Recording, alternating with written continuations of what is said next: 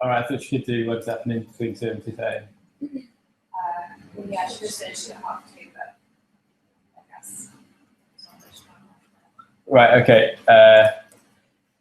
Right, we'll need to talk about it.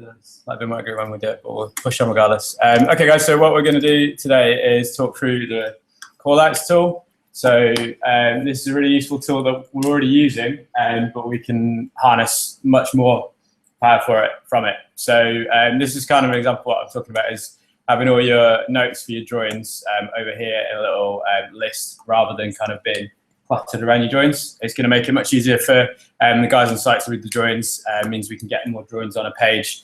Means it's quicker to update things because you don't have to go around each individual viewport and update the note. You can just update it once on the little page on the side. So get cracking. So what I've done is I have taken our little house that we've been working on for the past few weeks. Obviously it's a beautiful house with no windows or doors, but it gives us a good idea. And I've set this up in a detail sheet following our NMA guidance. The only difference is I've just, rather than referencing the building in, I've just got it in the file, but it would work exactly the same way. So what I've got, if you look over on the navigation panel over here, we've got our building layers, the ground floor, first floor, roof. We've got a layer which is for section markers. We've got the actual section itself, so AA section, which is cut live from the model, which we can see here. Then we've got a layer where we draw our detail viewport markers, and this is what puts it onto our sheet file.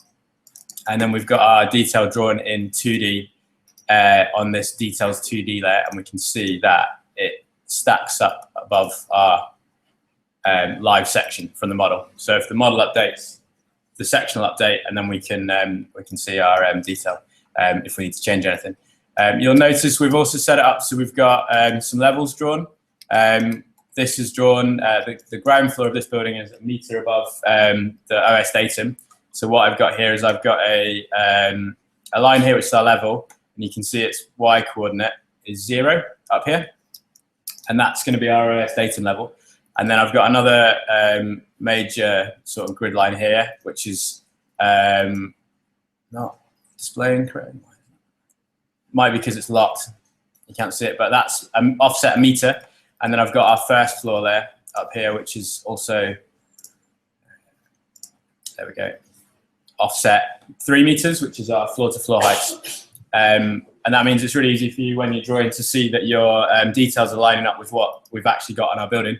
And what we've also drawn is our brick dims. So these are just simple lines drawn at like 75mm spacings, so that you can easily see if the detail you're drawing is going to actually work on site, if it's going to work with your brick or something. You're right, Roger? I don't have brick. Have you turned the class off, or is it? Yeah. There you go. Cool. So yeah, this is all detailed in our. Sorry, Max's mouse is all weird, so that's why I'm randomly scrolling in and out. This is all detailed in our BIM manuals and the previous tutorial that Easton ran. I just thought I'd kind of recap on the kind of setup. And once we've drawn our detail, we can bring it through onto a sheet.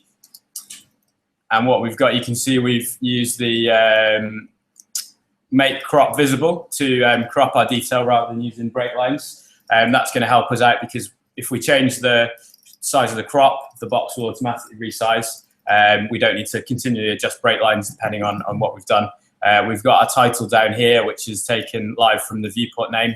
Again, this is something that Easton covered before, but I just thought I'd recap quickly. And then because we've set up our drawing with the correct levels, we can take these level markers, and if I just click on one, and they will automatically adjust to different heights. So I've got my finished floor level marker here, and if I move it down to be my structural slab, you can see that the numbers on the right-hand side automatically update.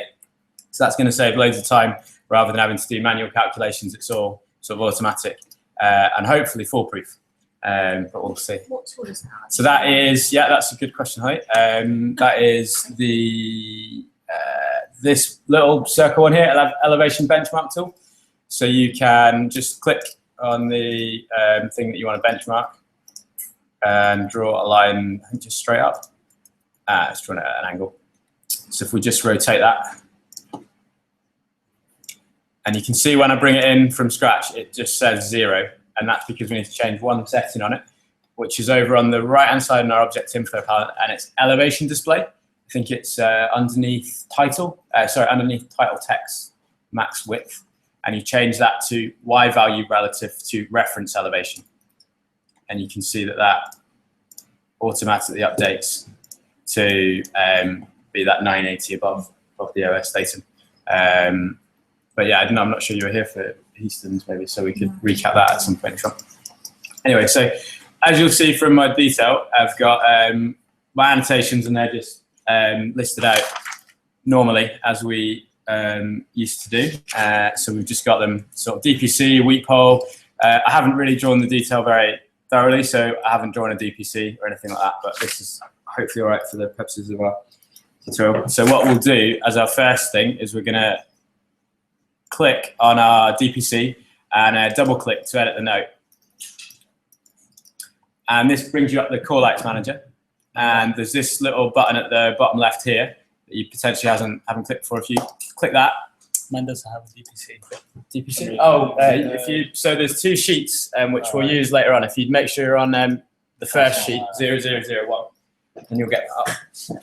Okay, so are you on the first? So this is probably my first important point, is that on Max, the Callouts manager references a database, and the way Vectorworks seems to want you to use it is you have a practice-wide database that you put all the notes from every single project in practice into. But I think that's probably a little bit unwieldy, and we'd really struggle to sort of manage that. So as a default, it will bring up the active database, which is generally the last one you've used. So Max was obviously working on Callouts previously.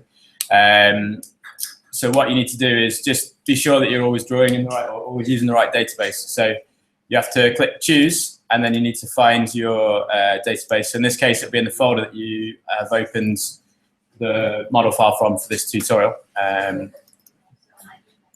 Yeah, maybe if you drag it onto your desktop quickly, that might be the workshop files, I think. So for me, it's in database tutorial.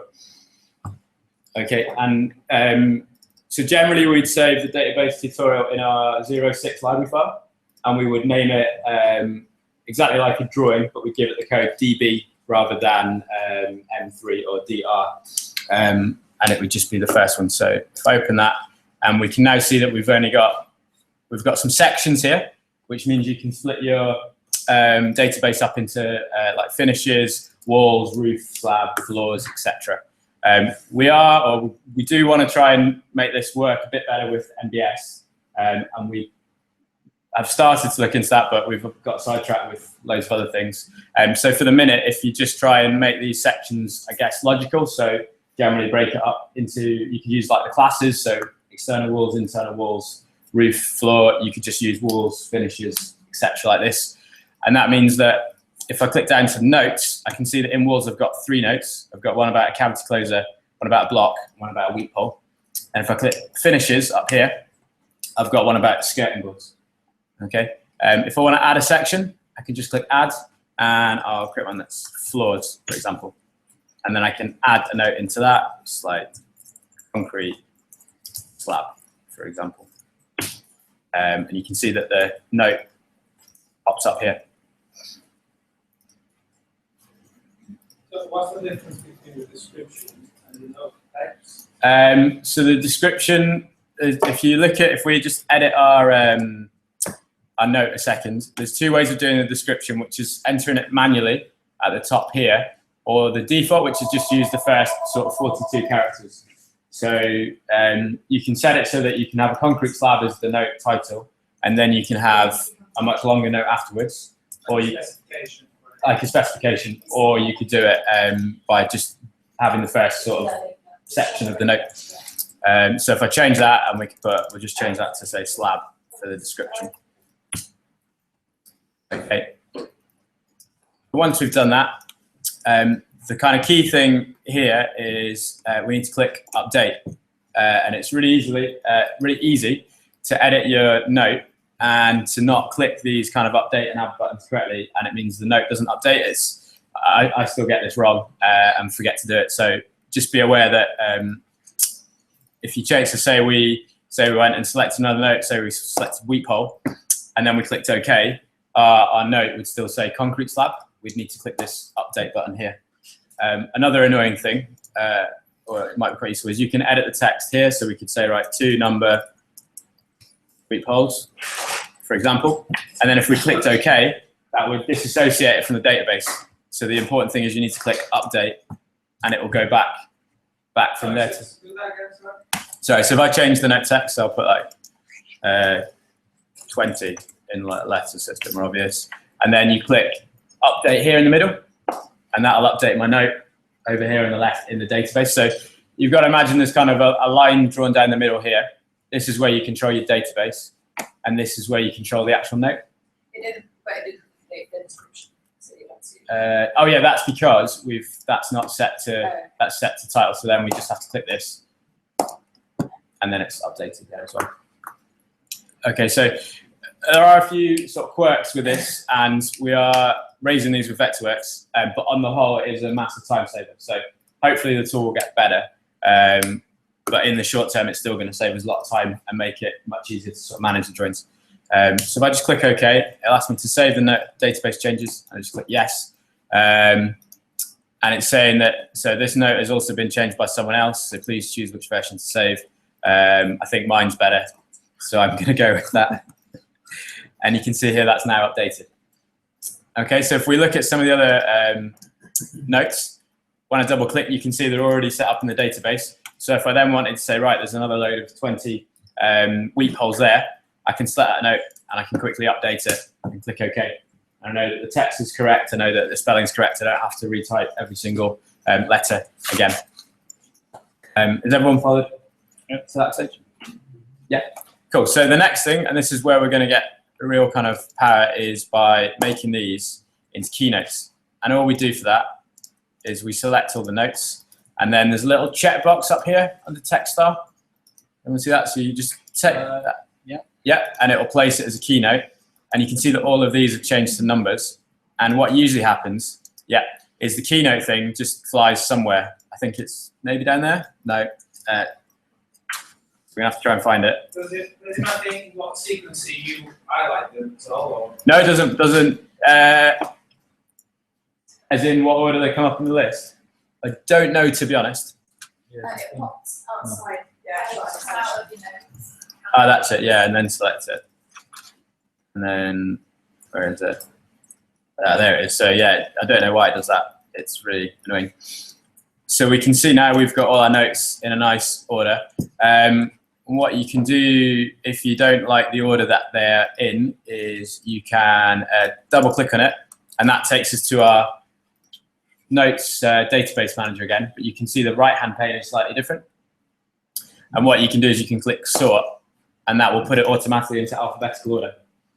And the numbers will automatically renumber themselves so they relate to the correct note. So if I click OK, you can see we're now in alphabetical order. I've got one over here, which is our weep hole, and then I think this was maybe that one. That was the 20 weep holes, wasn't it? The 5. So yeah. Does everyone follow that?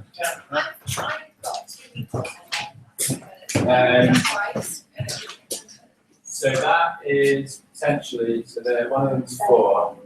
So this can be to do if we've not clicked update. That was just the door. They're both. Yes. I'll just sort. No. So that sometimes, just because something else is slightly different to the best thing to check.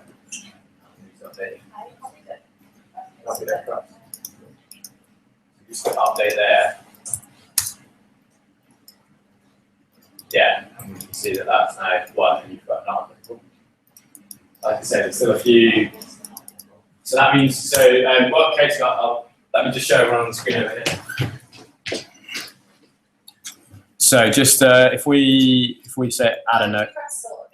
Yeah, exactly. So what Kate just saw, sorry, if we just add, so if I create another note, and I'm just going to change it quickly, add that.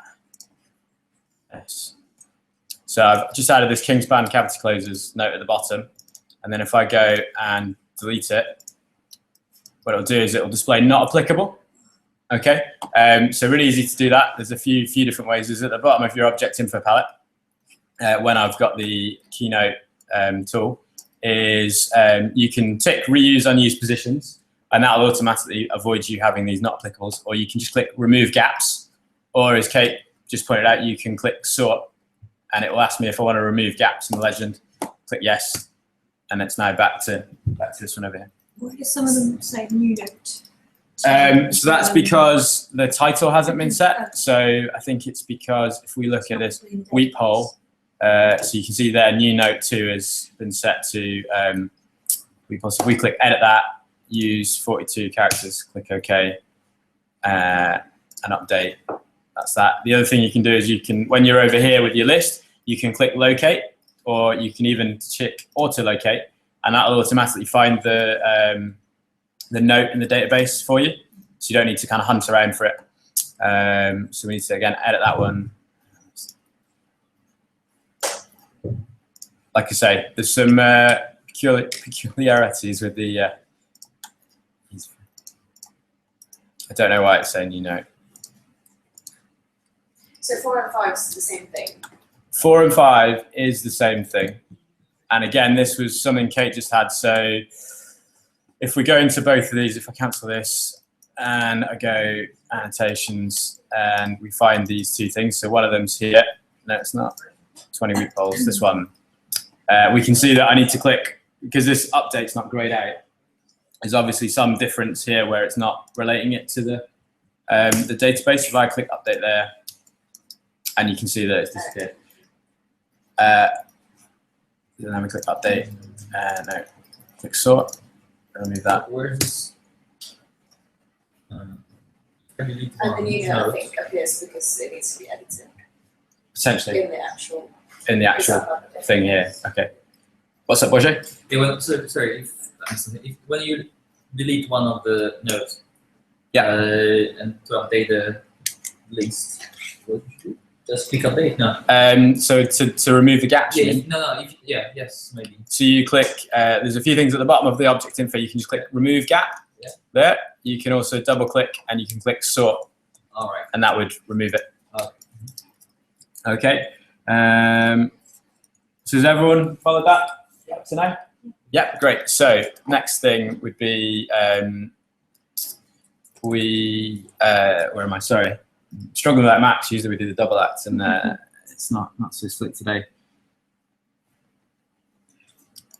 So like I say, so the other great thing is, say we had a load of different foundation details on this sheet, and 4 of them, and say we wanted to edit all of them, so we wanted to change this Kingspan cavity closer note at the top to a generic note, so that's number 1. So say we wanted to go Kingspan cavity closers, and we're going to change that to other brand cavity closer. Click OK. Say yes, and that has now updated it there and meant that all our ones are still relating to that note. So the old way of doing it, I would have had to go into each separate detail and change that text manually. Even with the database tool, it would still have taken me a little bit of time.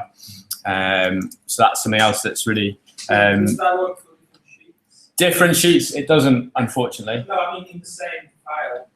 Even then, no, it doesn't really work, unfortunately. So if we go to the other sheet, and what we'll do actually, we'll duplicate this because that'll be quicker. Let me set up the note again. So I go to 3, and the 2 notes. So if I change a note on here, so I show database controls. So even then, it's not like duplicating it, because it's kind of lost its.